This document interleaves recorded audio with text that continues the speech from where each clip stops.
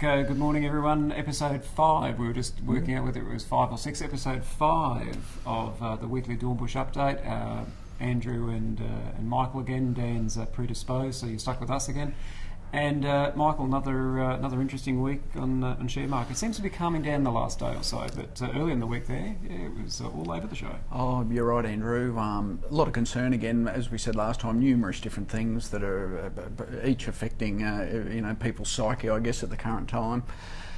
Certainly today we've had a nice little bounce back, but yeah, yesterday huge volatility, down 70, 80 points, and we ended up finishing 9 for the day, so big swings during the day. Again, just a surefire sign that people are a bit unsure as to what's happening out there. And it's a good point you raise about the volatility. There's an index called the VIX index, the VIX index, and prior to the last 6 weeks it's been sitting at around 10.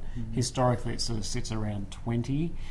During the GFC, I think it got to about 80, and the last couple of days it's sort of been sitting around 25, 26. In other words, it's had a big increase from 10 to 26. So it's a little bit elevated on a historical level.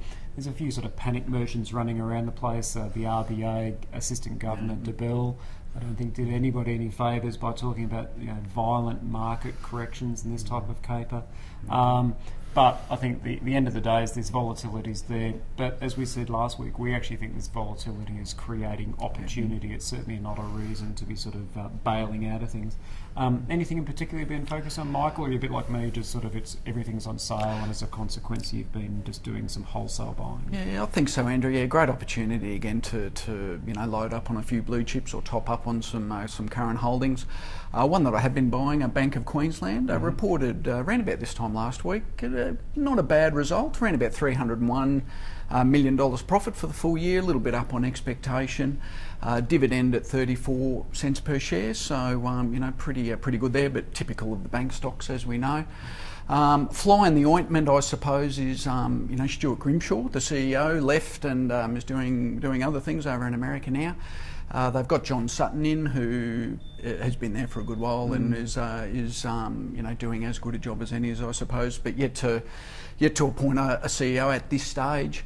And the Common Equity Tier 1 ratio for Bank of Queensland sitting at around 8.6%. We'd probably like to see that a bit higher, but all in all, like all the bank shares, Andrew, I think we're pretty keen on topping them up whilst they're low at the moment. Absolutely. And one sector that's been having a little bit of hurt at the moment is that sort of mining services area. And over the last sort of week or so, we've seen two in particular. One, Titan Energy, which fell about 70% in 1 week, and the other one earlier this week was one called WDS.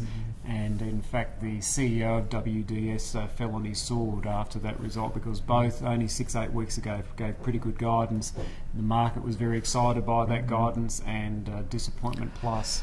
It's been a tough sector, hasn't it? We saw Forge there a little while ago. That was a big, a high-profile company in that sector, waving the white flag. But yes, WDS, Titan, as you mentioned, Monadelphous, they've all been hit with the big stick just at the moment. It's a tough sector to be in. And you would, even though there's apparent value there, I think you and I would both agree that it is really only for the brave to be in there buying. Some of them will survive, some of them won't. But you'd certainly need to be taking your brave pills to be stepping up to the mark on that front.